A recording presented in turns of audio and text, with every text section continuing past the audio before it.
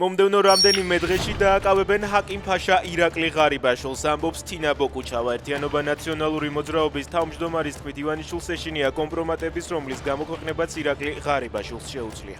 ექს-პრემიერისა და მისი ახლო გარემოცვის წევრების დაკავებაზე განსაკუთრებით აქტიურად მას შემდეგ საუბრობენ, რაც საბრალდებო სკამზე თავდაცვის ყოფილი მინისტრი ჯუანშერ ბურჭულაძე აღმოჩნდა. ელენე ხოშტარია ზაჰესის დროებითი მოთავსების იზოლატორში გადაიყვანეს. სავარაუდოდ 48 საათის განმავლობაში წარუდგენენ ბრალს და ჩაინიშნება სასამართლოს ხდომაც. ხოშტარია პოლიციელებმა დღეს დააკავეს. მასკალაძის ბანერზე წარწერის გაკეთებას ედავებიან და 5 წლამდე პატიმრობა ემუქრება.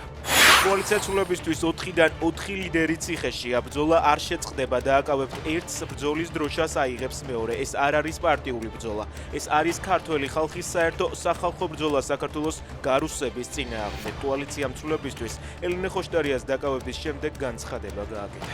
საქართველოს ხელისუფლების მიმართ ჩვენი გზავნილია შეწყვიტონ ელჩზე თავდასხმა იმის გამო, რომ ის თავის სამუშაოს ასრულებს. ასე გამოეხმაურა ევროკომისიის პრესსპიკერი ოცნების მიერ პაველ ჰერჩინსკიზე გაკეთებულ განცხადებებს.